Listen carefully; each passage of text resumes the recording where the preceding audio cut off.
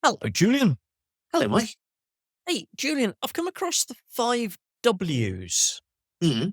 Yep. I've no idea what they are. Can we get Sarah Heath to tell us about them? Yeah, I think probably best. Brilliant. Thanks. Hi, I'm Mike Brampton. And my name is Julian Ho. Welcome to Veterinary Ramblings. I overworked embarrassed you by saying how long ago I met you, but you have told us that you qualified in 1988, so I don't think I'm getting too many cats out of the bag. A veterinary term there. But I first met you at the RVC, 1993, probably our third year. It will, because I started RVC teaching around 1992. Because, I had in 1992, when I first did it, I had a baby at home who was 8 weeks old. So I remember driving to Potter's Bar to give lectures, and then it's a veterinary ramblings, isn't it? So I'm probably allowed to say things like this, but driving back with my foot on the accelerator, going, if he's not awake when I get home, we'll have to wake him because I cannot contain this milk any longer. I felt like a cow going to the parlour. It was like, I was about as long as I could last to drive to RVC and back. So, So I remember it very well going to the RVC to lecture. But they were good lectures. We didn't have many lectures on behaviour. Did we have probably 2 or 3, I think, was it? Yeah, I came for half a day, I think. Well, how long it was? Rightly. Yeah. If I remember rightly, on the old mastitis potential issue. Then, it was probably about that long. Yeah. Half a day. But we were probably the first year that started having behaviour lectures. So I think the year before you, I think if you were 93, then 92. That then begs various questions as far as I'm concerned. One is, between 1988, when you qualified, and 1992, when you were heading up the behavioural lecturing at the Royal Veterinary College, there was a sea change in the understanding of behaviour at a veterinary level. And that was all, I think, down to you, wasn't it? I thought you were going to say, what the hell were you doing with your time? But between 1988 and 1992, I was working in a mixed practice in Northamptonshire, starting really with an interest in behaviour as it related to companion animals, because I went to vet school to be a dairy vet and was very interested in the welfare of dairy cattle. But at that stage, I hadn't really translated my passion about welfare into companion animals. And that kind of happened towards the end of final year and then going into my first job. So when it struck me that, hang on a minute, these companion animals' welfare is not that great. Why are we emphasising all of this attention on farm animals only? So that was really a bit of a turning point. And I think you're generous to think that there'd been a sea change by 1992. That's a bit optimistic. It was starting, I think, around 1992, 91, 92, that sort of time for vets to actually start taking behaviour a bit more seriously and realise that it related to the veterinary profession. And so I think that was the time, but it's a work in progress, I would say. We've definitely made a lot of progress over the 36, 7 years I've been qualified, but which is quite interesting because it's the basis of what I'm talking about in my CPD thing for me to do. So, yeah. We'll come on. It's a surprise. It's a surprise to the audience. We're doing right. We'll come on to that. You said about animal welfare in companion animal being poor, could have been better. Production animals, it made sense that their welfare needed to be thought about because we were using them for human purposes, and therefore it was a responsibility to consider their welfare. And then I don't think at that stage really companion animals were thought of in that way of being utilised by us. They were more our companions. They lived alongside us. And there was a kind of assumption, I think, that their welfare would be fine because why wouldn't it be? Because they were living with us, and doesn't everyone want to live with us? And isn't that the best thing for everybody? And therefore they'll all be fine, rather than it's a pig living in a pig stall and therefore could be wrong. Or a laboratory animal even living in a laboratory, and they were thought about as having welfare needs. But there was almost a feeling that if it's a companion animal, of course we're fulfilling their needs because we love our companion animals, so we always do everything right. And unless it was extreme, So, of course, animal abuse, it was sadly already recognised. I'm not saying that wasn't. So, extreme situations, I think, were being picked up on, but everyday welfare challenges, possibly not. At Langford, I think there was a real awareness. John Webster was obviously very prominent in the world of animal welfare. It's in a large animal context. And so in terms of a large animal context, I think there was a lot of awareness. And of course, Avril Waterman was also at Langford when I was there doing her work on analgesia in sheep, which was groundbreaking stuff about the fact that sheep needed analgesia. And so there was a lot of work going on in those sorts of fields at Bristol when I was there as an undergrad. And it was Yeah. her work that led to dates being given for illustrator use and castration. Yeah, absolutely. Yeah. So those were groundbreaking pieces of work that were being done by people. But again, it's livestock related. And very much that was the emphasis in terms of the 5 freedoms when they were first talked about. It was to do with agricultural use. And then we had, of course, the Farm Animal Welfare Council, FAWC. So yeah, everything came a lot later for the companion animals. It sounds to me as if everybody working around you at Bristol was all, this whole groundswell, this movement was all happening there. What got you into behaviour, Sarah? I got into behaviour via dairy cows because that was absolutely my obsession before I went to vet school. And I'd say I was surrounded by a lot of large animal welfare type stuff at Bristol. Right. Jim Pinsent, who was an amazing man and was our large animal medicine lecturer, he used to talk very much about the art and science of veterinary medicine and talked a lot about welfare in, again, mainly a cattle context. And it was really when Roger Mugford came to give a day of lectures at Bristol in our final year, talking about behaviour and mainly about dogs, a little bit about cats, I seem to remember. And I was sitting in those lectures thinking, this is very similar to what we think about with cows. And so, why are we not thinking about this with all species? And a bit of a thinking of, that's really interesting. I could see how all these things I've been interested in large animal context actually apply across to other species. And then went into my first job, which was a 65, 60-40, 70-30 sort of split, large animal majority work, because that's what I wanted to do. And then started doing small animal work and realized actually I really enjoy small animal work. And particularly my first boss, who was called Peter Waite, who sadly passed away very recently, he was an amazing man. And he had already recognized that there was something about behavior in companion animals that needed to be looked at. Didn't have any education in that himself. So therefore was working with David Appleby, who at the time was a member of the Association of Pet Behaviour Counsellors and was referring cases to David Appleby for behavioural assistance. And that was happening when I joined the practice. So that gave me the opportunity to use my half days on a day to go and sit in and watch David Appleby doing what he did. And so it all spiraled from there, really. We're getting back to this obsession with dairy cows. Was that House of the Blue or out of the bucolic? So I come from Cheshire and there are an awful lot of cows. But no, I think originally my interest in farm animals came from farm holidays. So there used to be a book. See, I'm showing how old I am now. You can talk about my age because I'm admitted. There was a book called The Farm Holiday Guide, which people would use to find farms that you could go and stay on for family holidays. And basically that was how we had family holidays because they were cheap. So we used to go and stay on farms. And then we always stayed places where they were quite happy for the kids to watch. But I used to get up at 4 a.m. to go milking or go out and help. And I'd be dragged kicking and screaming for day visits with the family because I wanted to stay on the farm. I didn't want to go on my holiday. I wanted to stay there and do stuff with the farmer and just get to know what was happening on the farm. And that was from quite an early age. So by the age of 8, I decided I wanted to be a dairy vet. Right. Yes.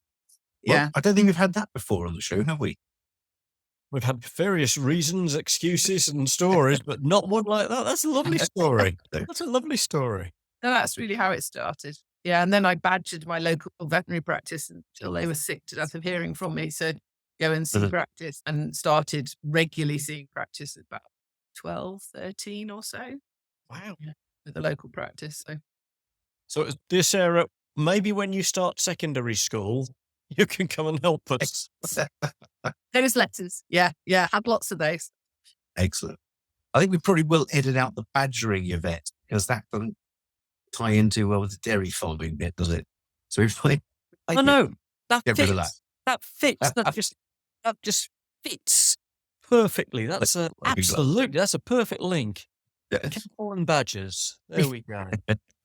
Yeah. So you mentioned Roger Mugford, and he was quite well known for a long period of time, wasn't he? I think he's probably being forgotten about with the new generation, but his legacy lives on, doesn't it? I don't think he's forgotten about. I think he's moved more into legal stuff. So he was very vocal in opposing the Dangerous Dogs Act, and I think he did a lot of work at that time, and possibly has gone more over into doing legal-based work. But the Company of Animals, as far as I know, still exists. So it's still working. He's been forgotten. But obviously at that time, anything to do with behaviour in companion animals was really thought of as not being veterinary. And I suppose that's where my involvement and my sort of approach changes. It's to veterinary behavioural medicine, which is something different from dog training, counselling, those sorts of things. But it is important, and this is something I've worked really hard at over the years I've been doing this, is to advocate a multi-professional, multidisciplinary approach. And so I do think it's very important that we do work with our non-veterinary colleagues. This is what I'm very interested in, is the delivery of healthcare and how that is done most effectively for the patient. And I do believe that is done most effectively with a multidisciplinary and multi-professional approach. So work of people like physiotherapists, for example, and the people that we really do need to work alongside. Human doctors don't deliver the entirety of human healthcare, so why should vets? But at the same time, because our species are less able to communicate, they're not able to communicate. They do communicate. It's just most people can't understand them. So because they speak in a language that very few humans understand, I think that's the reason that it has to be a veterinary-led team, to borrow the BVA phrase. So this is an area where it must be veterinary-led, and I feel very passionately about that. So the first person the animal needs to see is a vet.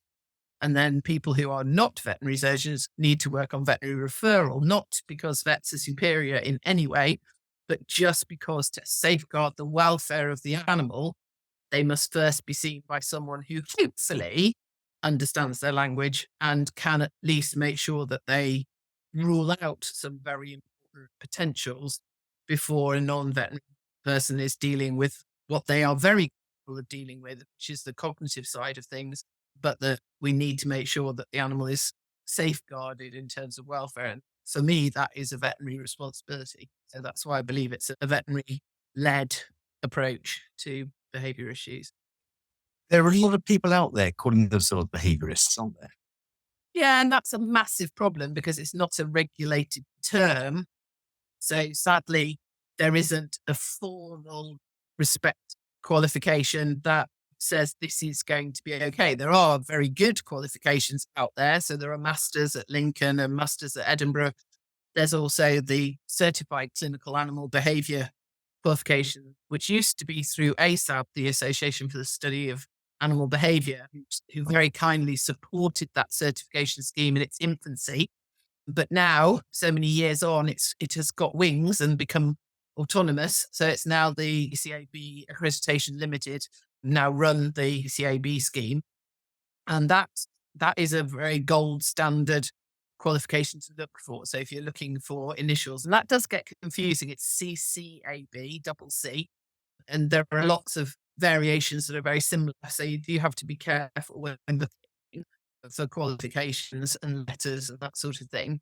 And making sure that people are members of a recognised organisation. So something like the Fellowship of Behaviour Clinicians, for example, or someone who expects a certain standard and has a code of conduct and a disciplinary procedure and those sorts of things, not someone who's flying solo. I think important. And as much as none of us like disciplinary procedures and committees because they frighten us, they serve a very valuable process, don't they? A purpose, rather. Yeah, we want to know that the person has got some level of accountability if it did happen. Especially, I don't know whether vets really always remember this, but if you refer a case to a non-vet colleague, so you refer to a physiotherapist or you refer to someone in the behaviour field who's not a vet, you retain duty of care. You're legally responsible for the advice that is then given on your behalf. And if you refer to another veterinary surgeon, they share duty of care of the patient. But if it's a non-vet, then you retain it. So you're legally responsible for anything your client is told to do by the person you've referred to. And I do think a lot of GPs, vets are not aware of that or forget that when they happily sign over their patient to somebody that they've never even met or never even spoken to. And you think, oh, I don't think I'd do that. Absolutely. They rub their hands in the case, don't they? Mentally, they think, great, Yeah. I've got rid of that. But no, You not haven't. so. Yeah, Not- not legally anyway. Yeah. So have you referred any patients to Caesar Milan then? Funnily enough, no. Oh, You'll be surprised to hear. Oh, but Caesar's got lots of books and programs out. I mean, surely, someone that well known. He did get lots of books and things out. I think there are a lot of people out there who are very misguided, potentially well-intentioned, who are sending out information that is potentially very detrimental to animal welfare. We've got to be very cautious about what is, unfortunately, if you look on YouTube, there's stuff put up there in the name of humour and comedy that actually, in my eyes, is animal abuse. And certainly if things like that were happening to children online, action would be taken. But because it's a non-human animal, it's laughed at. So there's an awful lot of things that are happening that I think as a vet should be involved in speaking out against, actually. I don't think it is acceptable to just let YouTube allow animals who are really being, I say, abused. And yeah, isn't it funny? And horrifically, the other day I was sent a thing from Facebook. I don't do social media, far too old for that, but I don't bother with any of that stuff. But someone sent me a clip from a Facebook thing in Australia that was actually a veterinary consult, and it was a nurse and a vet in the consult, and it was horrific handling of a cat, truly horrific. Oh, really? Petrified. And it was put up as a humorous clip. And that was in a veterinary practice. And they were like, Really? surely, obviously it was Australia, it's not within our jurisdiction, but surely something has to be done about that. And that is not acceptable for that to be put out to the public because isn't this funny? Look how this cat doesn't like coming to the vets. And the way handling it was terrifying, the poor thing. And it was being repelling in its behaviour back. But it was not funny in any way, shape or form. No, we see a lot of that thing where it's humorous to watch cats jump at cucumbers, but the narrative behind that is actually they're terrified. Yeah, exactly. Yeah. Why would we even consider doing that? And as I say, if you did it to a child and put it on YouTube, there'd be an absolute outcry. My ones weren't acceptable at all. Yeah. No, but Yeah. because it's a non-human animal, suddenly it's all right. We can do what we like, Yeah, which is a very human arrogance thing, unfortunately. it is. There are a lot of people mistraining dogs or giving advice on how to train dogs very inappropriately on TikTok, on Instagram. I don't know why people just don't use those media to watch Veterinary Ramblings, to be honest. But you must see some of those, get sent some of those, and really seethe with anger. It's disappointment, I think, that when we're still 30 odd years on, still haven't absolutely got the message out there that that non-human animals are equally important to ourselves, and B, they are sentient, emotional, living beings and need to be treated with respect. And still we haven't got there. And it's still almost a human utilitarian, even if they're companion animals. okay. Approach to how we deal with them. Okay. So we've come a long way in the last 40, 50 years. There's no question about that. Oh, definitely. But there's obviously a whole tranche of humanity that needs dragging into the 2020s. So how can we do that, Sarah? Do you have any thoughts on that? I think it's education, but the trouble is you've got to do it in a way. There's such speaking out against the YouTube stuff. What I've done is done some stuff with vet students where we've just collated YouTube clips and then discussed them. Because if you just come out saying these YouTube clips are terrible, because especially when you're old like me, then people just go, oh, you're out of date, you don't get it, or you're just not into YouTube, and they're not interested, and think you're a killjoy and you've got no sense of humor and blah, blah, blah. So I think it needs to be slightly more of an explanatory, opening your eyes type of, let's have a look at this video and see what is actually happening. And it's having the scope to do that. I've been able to do that with vet students at clinical clubs and things like that. But how else you get across to the actual general public, I'm not sure, because unfortunately the media love it. They love short clips of stuff they can do quickly. And there are people, Victoria Stilwell, for example, she is doing a great job of communicating in fields I have no contact with at all. I'm not a media person. I do my communication primarily within the veterinary profession and to the adjacent non-veterinary behavioural world, but I'm not really involved and linked into the dog training world. That's not really where I focus my work, but I work with people who do. And so people like Victoria Stilwell, who runs the Victoria Stilwell Academy and training dog trainers to be more aware of the emotional impact of training and that sort of thing. And then people like Sarah Fisher, who's from Animal Centered Education, and she's a fantastic person who talks again across. She's got a foot in the behavior world and the training world, so she can communicate a bit more between the two. And Sarah and Fisher and myself speak every year at the Dog Behaviour Conference that Victoria Stilwell organises. And that is a way, hopefully, of bridging again communication between the two worlds, and so that the behaviour world does get some input into the dog training world, and vice versa, because we do rely on cognition. So some of what we do is cognitive. I have a very good team of rehabilitation coaches that work with myself. So we're very lucky because we're a specialist behavioural practice, which actually is incredibly rare, that we have a team of vets and we're supported by non-veterinary rehabilitation coaches who then help us very much with the ongoing cognitive side. You said that you don't focus your work on that aspect of things. Where do you focus your work? Very much on the concept of comprehensive veterinary healthcare. So the idea of the fact that we need to think outside the physical and understand why this is a veterinary subject, and behavioural change is a manifestation of compromised health in some way. So yeah, it could be physical, could be emotional, could be cognitive, could be a combination of all three, but that it's health issues that, in the broadest sense, not just physical, that lead to behavioural change. So really that's my focus, is getting veterinary practices to consider other dimensions when they're dealing with physical health. We all, thanks to Tony Buffington and gang at a higher state, we're very aware of feline idiopathic cystitis, and people talk about that as, oh, that's the cat stress disease. But it's really amazing when I speak to GPs about cases that have been referred to us, and we're going back to discuss liver function, or could this be a diabetes insipidus case, or all these sorts of things. And we're going back, or Cushing's or Addison's, for example, which have quite a major impact on emotional health. So if we look and go back to them thinking about that, I often get that comment, oh, I thought it was just cystitis in cats that had something to do with stress.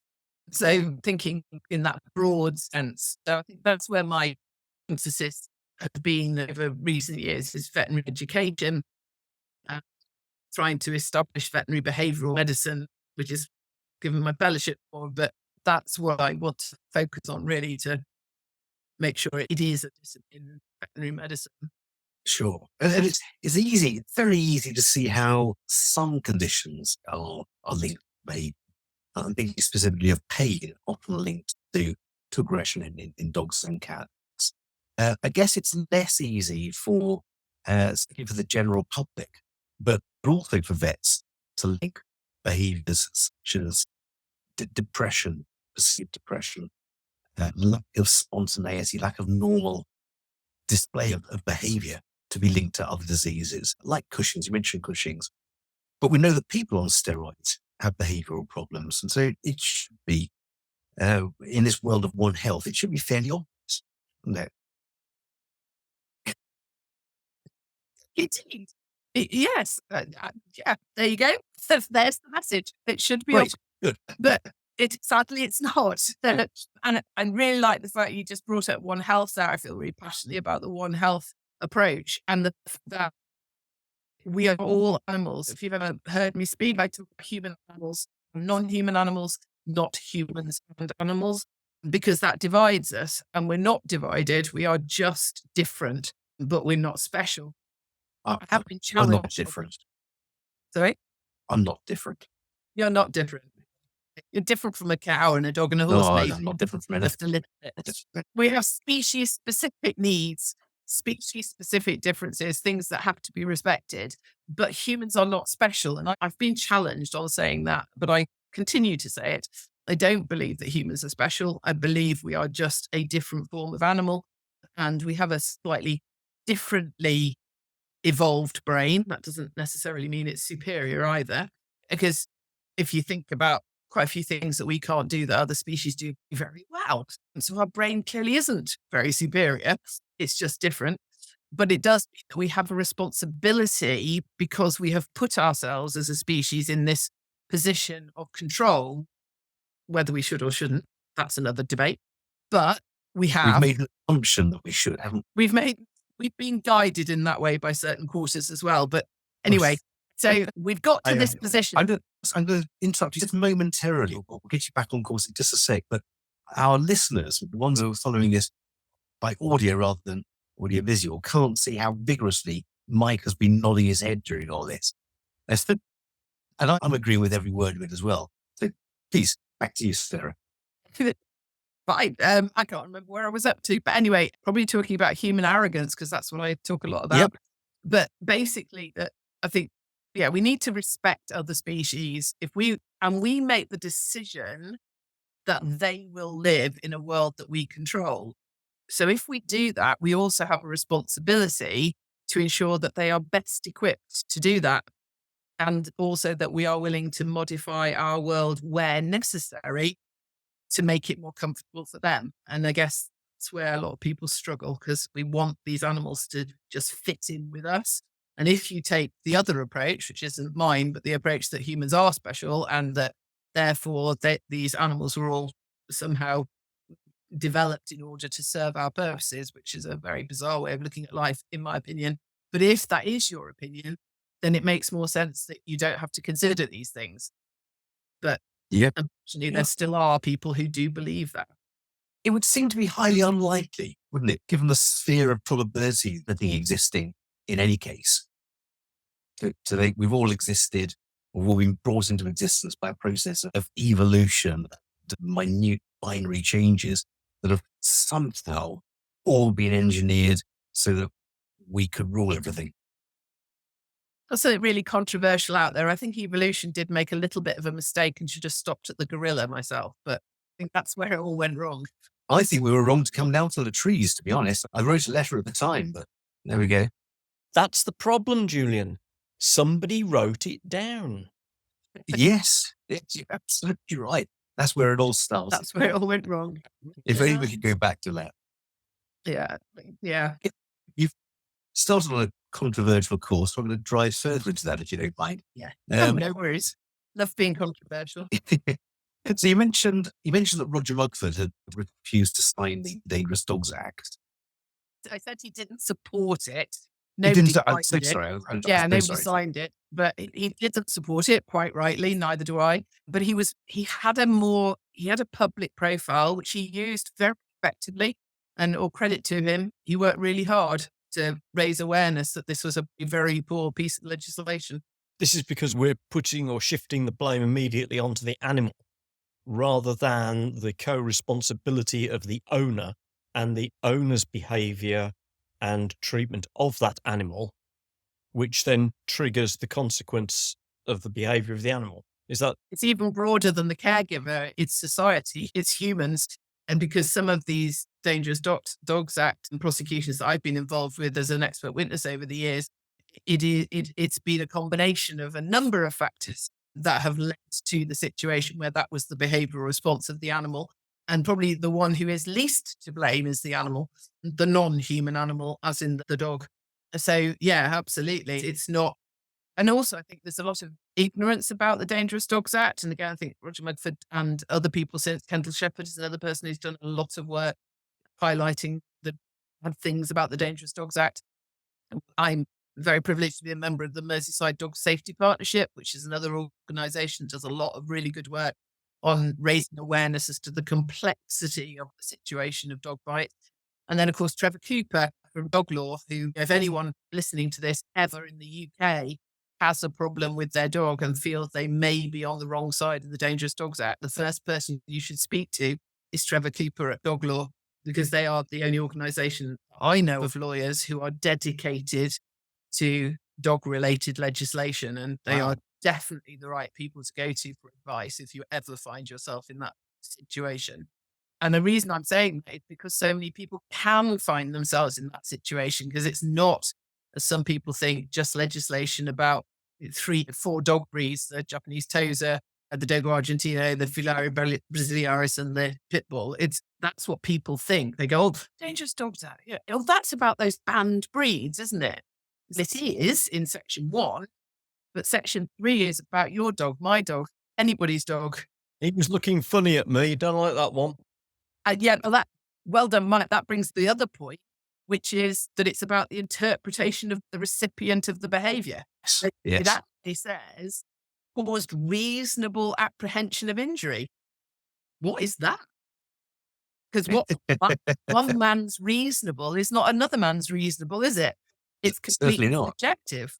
So You're talking to 2 very unreasonable men. So yeah, I think I'd agree with you there. crazy. And I was going to say, if you ask most vets what dogs they feared most, people have asked most vets, and the dog that perhaps isn't necessarily feared most, but certainly bites more often, is something like the Dachshund, isn't it?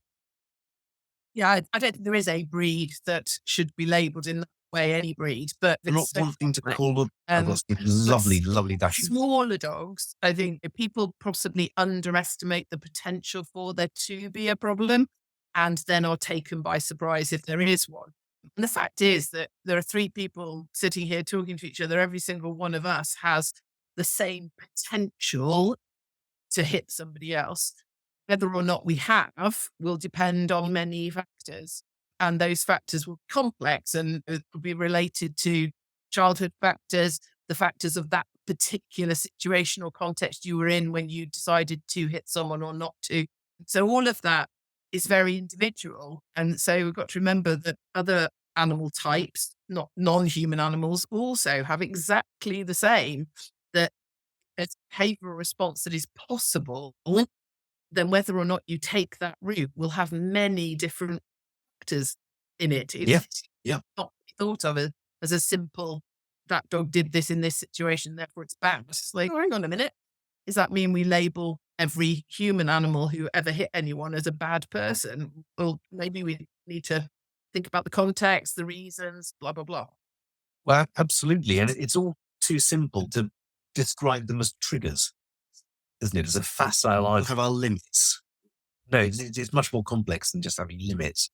Yeah. In my Heath model, I talk about this sink analogy. And the idea of that is that everyone does have a capacity for emotion, which is determined by various factors. But whether or not you exceed your capacity is really multifactorial. It's about what's coming in and what's going out. So you've got a sink, whether it spills over the top is not just the size of the sink. It's also how much you put in and how much you've taken out.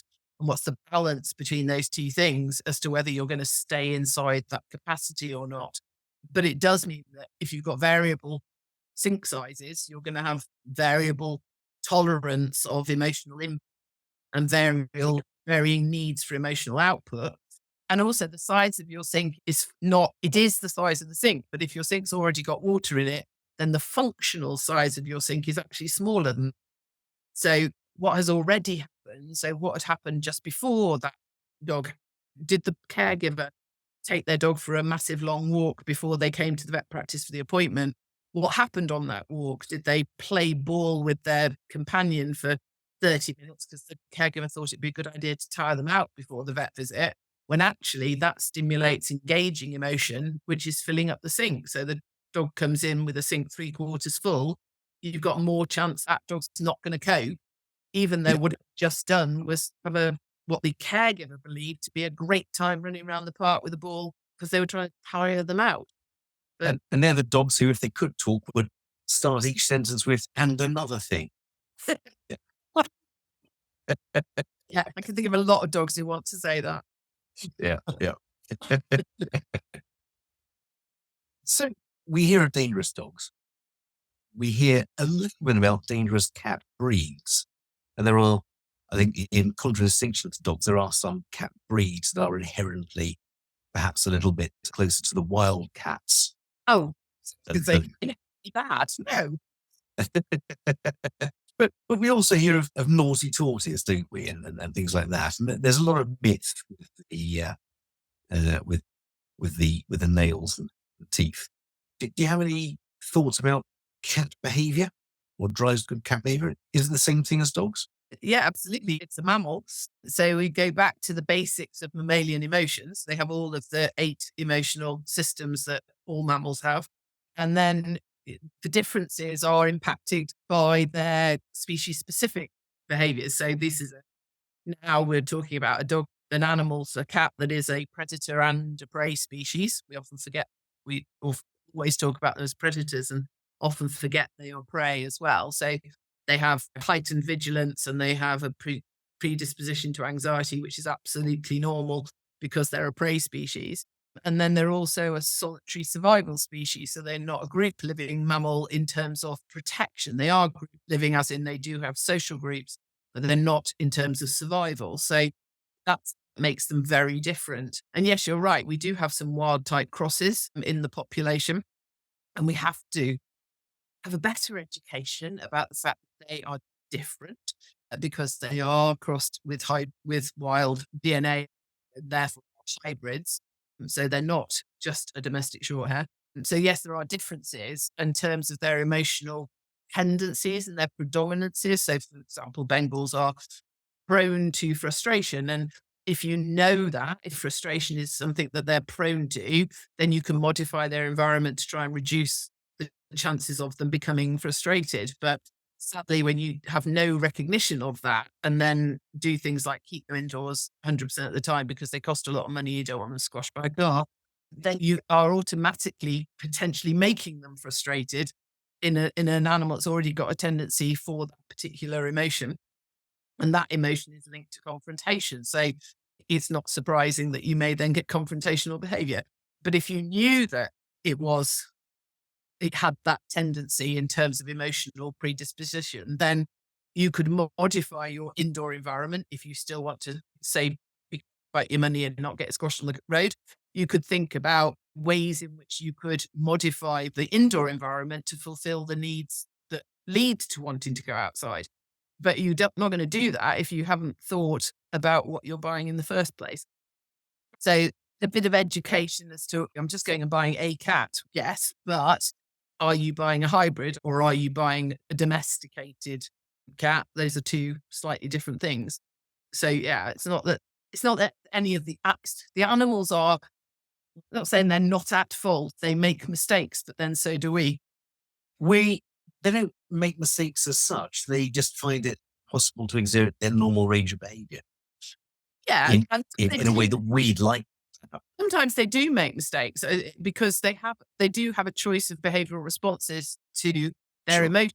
But if they're not emotionally intelligent, that's another thing that I've done quite a lot of education on, is this idea of emotional intelligence is now pretty well understood in humans, or for human animals to think about needing to be emotionally intelligent, but not about non-human animals. Actually, they also need to learn which responses to emotions are appropriate and which are not, which are helpful, which will gain your sensation of safety. So I always give the analogy of having a child who doesn't like someone at school. And it's perfectly okay that you don't like every child in the class. You're not expected to go to school at the age of 5 and find 4 or 5 and find 29 other children all absolutely amazingly wonderful and I love them all. And that would be odd. So there's probably going to be one, at least one that you don't like. But if that happens and you don't like Molly, then it's not okay to hit Molly. What you need to do is you need to get away from Molly and go somewhere else. And that's exactly the same sort of emotional intelligence that a dog needs to learn. It's not that you have to love every human being you see, or that you have to like every context I take you into, but these displays of repelling behavior are not going to reach that point of safety, but this will. So avoidance is the response that will gain safety in the most predictable way and will actually keep you safe. But what happens then is we've got a fluffy puppy that's all cute and goo and, oh, it's so lovely. And so when it goes, it's walking along, I can't do it on here, but when it's walking along beside its owner on the pavement and some total stranger comes over, looms over it and goes, oh, isn't that a lovely puppy? And the puppy goes like that. What does the caregiver do? They pick it up and go, say hello to the lady. And so what you've just said is well, Yes, that's right. The equivalent of picking your 5-year-old daughter up, pointing her towards Jack Nicholson. There we go. Yes, he's got it. He's a friendly chap. Go on, say hello. Say hello. It's the Auntie Mary scenario, isn't it? So go and hug Auntie Mary. Yeah. And Auntie Mary. But because you're being forced into going and giving this purple-haired lady a hug. Who is a 50-a-day smoker and has inch-thick lipstick on that hasn't been changed. I have bad memories of Auntie Mary. Yeah. There you go. Yeah, everyone's got one. I don't know what brandy smelled like at that age, but I'm pretty sure it's on the bottle as well. Do you have active strategies then to help people understand these traits and these behaviours? Yes, that's what we do on a daily basis. So, yeah, we'll be presented with a caregiver who has a concern over a particular behavioural. So, often has been repelling towards a stranger or to children, or maybe is using avoidance in a way that's not helpful. So, I can't put the harness on my dog because it runs away. So they be using any of the strategies, but not appropriately. So it's teaching people what are the emotions that drive this. So in behavioral medicine, you've got the W questions. So what did it do? When did it do it? Where did it do it? With whom or with what did it do it? And why did it do it? And you can't get to why until you've gone through all the other W's. So it's no good. People on the train try it all the time. What do you do? I'm a vet. You never say that, do you? I'm a hairdresser when I'm on the train. You never want to say that. That's a stupid thing to say. And what you definitely don't say is I'm a behaviour vet. Definitely you don't say that. But if you were to be so stupid, as I obviously have done in the past, and then they go, oh, my dog barks. Why does he do that? I don't know. Yes. Presumably because he's not a Basenji. Because, well, yeah. But I have absolutely no idea. I've got 30 plus years experience in this, but I had no idea. Because what do you mean by bark? So what does it do? So I want to know what is the bark, and then where does it do it? So where is it when it is bark? And then when does it do it? So is it in that location in an evening or in an afternoon, or is it when there are people there, when there are not people there? So the with whom or the with what? And if I haven't got that information, I'm as clueless as the next man as to why your dog is barking. No clue. Can't help you. Bye. So you need to know more. But people do this. Oh, my dog bit a child once. Why would he have done that? God. You know what? Was it a bit of a horrible child? I don't know. Because I haven't got enough information there. Yes. So I need to, and sadly, the Dangerous Dogs Act on not enough information. Yeah. So just stop it to child, kill it. Whoa, absolutely. Shall we it's just a very black and white law, isn't it? Yeah. Shall we just go back and do the W questions and find out something? There was a horrifically tragic case of a child, a very small child. This is a media one, not one I was involved with personally, and it was a Rottweiler, of course it was, and was a small, very small child, about 18 months or something like that. And anyway, and that was the horrific headline, that this Rottweiler had killed this child. And then when you actually got to get any information, which most of the time you don't on the news, of course, you never get information. But when you did get the information in this particular case, the responsible adults in the situation were at the pub. The only people in the house at the time were the 18-month-old, a 6-year-old, and I think a 7-year-old, something like that. So 3 children in the house. The dog was in the yard, was outside in the yard, and they had a stable door on the back door out of the house. And so the 6-year-old, the 18-month-old was going, "Sarah, I can't see the dog." And so the 7-year-old or 6-year-old had picked the child up to dangle it over the top of the stable door to say, Oh, "The dog." So when you start to unpack it, you go, who's at fault here? yeah, It's just absolutely. But that what's doesn't actually make gone. great headlines, does it? No. Unbelievably stupid family gets eaten by a dog. No, that doesn't work well in the Mirror. No, it doesn't, sadly. No, it's all about education, isn't it? All of this is about education. It's all about getting information out to people who don't know they need to know it. Yes, But yes. if they know they need to know it, they come looking for it. Yeah. It's the ones who But getting that don't know. information out isn't new to vets, is it? No, it's what we do, isn't it? Yeah. So But it just maybe it always seems Yeah. a shame that we don't do that with behaviour. Enough. Sorry. As Enough. GP vets. enough. Yeah. Talking Yeah, of it's education, getting better at it. talking Talking of, education, we've touched on it once already. Sorry to cut you off there, Sarah, but you've actually alluded to this fact already, that you're familiar with the section of the show called 60-second CPD. yes. I am. She said hesitantly. Outside. Okay, so you up for this?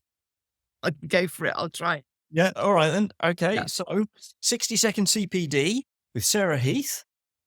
What is comprehensive veterinary health care? Starting now. The training of vets traditionally focuses on the physical health of non-human animals. However, health is more than just physical. And in the field of veterinary behavioural medicine, consideration is also given to the other two components of the health triad, which are namely emotional and cognitive health. These three components are inextricably linked to one another, and comprehensive healthcare involves considering the impact of them and the interplay between them. In the field of human healthcare, the term biopsychosocial model was first applied by George Engel in 1977 to explain how a person's medical condition is not simply related to biological factors, but also to psychological and social influences. Dr. Daniel Mills wrote about a psychobiological approach to companion animal behaviour problems in 2016. And in the Heath model of emotional health, I refer to comprehensive veterinary healthcare. Including consideration of emotional and cognitive health in our work as veterinary professionals will enable us to fulfill our professional responsibility to make the health and welfare of animals committed to our care our prime concern. Yeah. Right, do it. Fantastic. Excellent. I think you were half a second out because there was a bit of a stutter going on, but that was perfect. And incredibly interesting and relevant. So it proves, I think, doesn't it, that laughter is one of the best medicines. Oh, 110%, yes. And so what's the non-human equivalent to laughter, I think is a really good question. Because, again, we tend to think that our non-human companions will show affection in the same way we do and will smile like we do because we want them to do what we do because we're so perfect. But actually, they show affection in very different ways. It's another topic. But they show joy in different ways as well. And one of the things that non-human animals find particularly pleasurable is to be able to be free and to have freedom of movement, which is something that Sarah Fisher talks about. You see a dog running free in a field and you can see real joy as they are just allowed to be themselves. And cats who are totally in control of what they're doing are enjoying that control and freedom and ability to be themselves. So that's allowing them the possibility to be themselves, to be the species that they are, to express themselves, gives them joy in a way that we get from having a good laugh. Yeah. Wow. Yeah. Yeah. And you say they'd like to be free. They like to be able to run and do the things that they should do. You like to run as well, though, Sarah, don't you? I like to run. Oh, very good link there. Ah, Yeah. Actually, yeah, I do the race for life. That's what you're alluding to. that was what I was alluding to. Yeah. Yeah. Yeah. So I've been doing the race for life ever since I had cancer treatment in 2013, 2014. And so, yeah, we've been doing it as a group of my friends got together. I did the first one when I was still on treatment. So it was very much a walk, and it has really stayed a walk because we take young children with us as well. And so some of my friends who are clearly younger than me have got young children. And so they come along on the walk as well. It's become a tradition every year. And the next one is in June, Tatton Park this year. So yeah, the gang will be getting back together, putting on our pink stuff. We've all got t-shirts, pink t-shirts that were made for that one in 2014 that mine is signed by all my friends who were with me at that walk. So I wear that every year to do the walk. And yeah, it's a good event. How far is it? Well, we did the 5K. Last year, we actually did the 3K because I had my 4-month-old flat coat with me as well. Not last year, the year before. And so we did a shorter one, but then we're back at the 5K. And then my friend Jane, who's a school friend and who comes on it, she does the 10K because she's better than the rest of us. And It's different. People can either come along and join, can't they? Or they can actually do the simple thing of giving money. That would be very welcome. Yes. Fantastic. And I'm sorry to hear of your struggle. I'm so pleased that you're I'm alive. through it on the other side. Yeah. Congratulations. Yeah. And thank you for carrying on doing the race for life to help others. Yeah. No, we're very grateful. Love the NHS. They are an amazing organisation. Despite They're on for a bit of stick at the moment, aren't they? they are, and they're not without their struggles. I'm not saying that, but they are amazing. You need them; they're incredible. Yeah, I think we've found that. Even though we can't get to see a GP, we've all found it. In other ways, they're good. Sarah, I have a CPD certificate. I was going to ask you. I think you've definitely earned. Here we go. So, a certificate of being on your best behaviour. Oh, very nice. I love there's cows. There's a I cow, love little the dairy, Africa. That's the my dairy cow there. about that. Did Sorry? you know about my love of Africa? Is that why you put that on? Tell us more. Tell us. I put it on just because I was mentioning the savannah cats, and I was thinking what a good job it was that we didn't have any half African hunting dog. Well, but tell us about your love of Africa. Africa's very close to my heart. I have very good friends, Botswanan friends in Botswana who run a mobile safari company. And so I've been out with Sam many times and done lots of very exciting safaris and particularly bird watching with Sam. And then also Peter Brothers, I don't know Peter Brother, he runs an organisation called Vet Safaris. And you can go out with Peter and do vet work with him. So I've been out with him a couple of times. We've done stuff with leopards, cheetahs, rhinos, elephants, buffalo, brucellosis testing in buffalo, and knocking down out elephants for health checks. And Wow. yeah, it's brilliant work. And yeah, anyone who gets a chance to go with Peter and his crew, he does a range of different veterinary safaris for vets to go. He's a wildlife vet himself, and he runs these safaris that raise they raise money as he does them for some wildlife conservation work. So how can our listeners get onto that? Peter Brothers Veterinary Safaris. I can send, if you're going to put links on, I can send you links to Yeah, that'd be great. Sam as well. Early Kingfisher Safaris is Sam's business in Botswana. Wonderful. I only know of Botswana through the Wilder and Wadsway books. It is the most, I love Botswana. It is just an amazing country. And the Okavango Delta is like nowhere on earth. It's absolutely amazing. If you haven't been, you need to. Well, definitely go. It's got such a lovely name as well. It's a euphonic name, isn't it? Gorgeous place. Here we go. Got to go, Julian. Back onto the must subject. go. Back onto the CBD. Now, there's Mike Shanat playing Snakes and Ladders. She enjoys a nice game of that. She cheats terribly though. Hunting dogs, as I said, probably a good job you haven't got those too much in practice, although they're beautiful. And now there's a cheetah wearing a harness. And this was one of the most disturbing things I've seen, I think, in this country. That's from this country. From this country, this cheetah is trained to run up and down in its harness on a wire to show eager viewers how fast it can go. And I can't believe it's truly enjoying it. There we go. Maybe it is.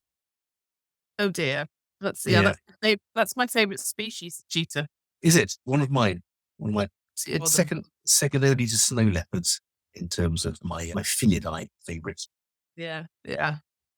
Mike, of course, knows my favourite odd-toed ungulus. Is Well, it's the tapir, isn't it? Yeah. Absolutely. And now, in the realms of not being able to exhibit normal behaviour, here we have what I can only describe as a monstrosity, this poor little brachycephalic dog. And amazing enough, the tongue is quite pink. You can see it hanging out about a foot from his mouth. Got micro in areas. The facial folds are so far over its face that it can't see anything. And you can hear it coming from down the road. And we talk about behaviour. We've spoken about bad behaviour. We've spoken about good behaviour. We spoke a little bit about rewarding good behaviours. But what do you do when you see a dog that can't perform any behaviour because it's hypoxic all the time? And that's something that I know is close to your heart as well, Sarah. You've spoken to me about that sort of thing, where we've met up with and things. Yeah, I think, yes, again, we come back to the behavior of human animals, don't we? And it doesn't matter what we do to get what we want. So yes, it's very sad. And I think we need to, again, as a profession, we do need to be vocal about the fact that this is not okay. And these animals cannot function normally. And that's not okay. And we do see the behavioral consequences of that. Definitely, we see animals who have issues, particularly in relation to chronic pain, because chronic pain is so closely linked to behavioral change. So I think, we do see these animals on a regular basis. And I think one of the sad things is that the people we are talking to, and I think this is often the case in many realms of life, are not the people we need to be talking to. Because the person who's in front of a caregiver who has taken on a pet with the best of intentions and with a lack of education, and who loves and really does care for it, otherwise it wouldn't be in the veterinary practice having BOAS surgery. Absolutely. We're not talking to the right people. That we need to be talking to the people who made the decision that this will be a good money spinner. And that's not the caregiver who's in front of us. So this is a job for our organizations, our lobbyists, our people who can talk to the people that matter in terms of legislation. It's not the GP talking to the caregiver in the consult room. That's not where that conversation needs to take place, I don't feel. No, I think all we can do is alienate our clients. Yes. And it's not fair because the person in front of you, I know they purchased that individual and therefore, yes, they have contributed to the fact it happens. But I don't believe that they are the people who are really responsible for this problem. So we need to be talking to our people in the kennel club, people in higher positions of authority and politicians, all those sorts of people who actually have some clout to make real changes, not to individual caregivers. I think you're absolutely right. It's an unpleasant conversation for the client, coming to the realization that they may have made a mistake in their choice of pet, but we certainly shouldn't berate them for it. And they love that individual. Yeah. And it's not that individual's fault either. That individual it's not like that. It's not. So as vets, we used to giving bad news. We used to asking difficult questions. Actually, on that subject, I know that I hope I'm not getting the timing wrong, Mike, but I think you have a difficult question to ask Sarah, don't you? Oh, you never ask this question. I can't. You always defer it to me. Sorry, I always do. You ask it so much. Okay, I'll ask the question, but I felt we've been getting on so well with Sarah and she's given us such an insight into her life, all of the good things that we can do. We decided months ago it's important to ask this sort of question. I think we can get away from it. All right, okay. I will ask it then. If you're going to make me ask the question, I'll ask the question. I think it would help. Okay. Sarah, a lot of our listeners are very keen to know the answer to this question. And it's not an easy question to ask, although I feel I know you so much better now and enjoyed your company over the last hour. Sarah, what's your favourite bread? My favourite bread? Yeah. That's a really interesting question because I have a wheat intolerance. It would be gluten-free bread. Excellent. Now, it's very excellent because my sister-in-law is gluten-free. I make 2 or 3 loaves of bread a week. But when she comes, I panic thinking I've got to get a recipe for bread that actually looks and tastes unlike a house brick. Do you have any good? It doesn't Gluten-free fall bread. apart when you touch it. That's Absolutely balls. I sometimes add gluten to the mix, but apparently that's not the thing to do. no counterproductive, but yeah. Ugh. Oh, that's brilliant stuff. We've asked you a lot of questions, and I'd like to ask you one more question, Sarah. And that is, do you have a reflection question that you could ask us and ask our listeners? Yeah, I did think about this when I was thinking about the topic. Mm. So the topic of the almost 60-second CPD, which is how do people feel that a better understanding of comprehensive veterinary healthcare for non-human animals might improve the service that they give as veterinary professionals to both their patients and their clients? Very good. Yeah. Yeah. Okay. There's your reflection for your one CPD app. Thank you very much. Thank you very much for that one. That's amazing. That's lovely. I have just seen the time, I'm afraid. Okay. So, is there anything that you feel that we've missed out that you'd like us to mention at this point? You don't think so? Apart from No. the fact that Liverpool Football Club's the best football club in the world. You didn't ask me about that. But yeah, apart from that. I think I think the internet glitched there for a moment. There was a sign. On that note, perhaps what we'd better do is say, on that bombshell. yeah. Thank you very much indeed for enlightening us. And I have to say, as Julian mentioned there, I think we've got a real meeting of minds there with some of the stuff you were talking there about One Health and the special human animal and things like that. I think it's been absolutely amazing. I've learned a lot this evening, and very good. Me too. Huge amount. Big fun. Yeah, and don't forget, if you like what you've heard or seen, don't forget, if you really want to help us, get in touch. But don't forget, tick that subscribe button. Like us, share us, subscribe. It really does make a difference. And everybody at Veterinary Ramblings will be very grateful for that. Sarah Heath, thank you very much indeed. May your dog go with you. May your dog go with you. Cheers. Bye.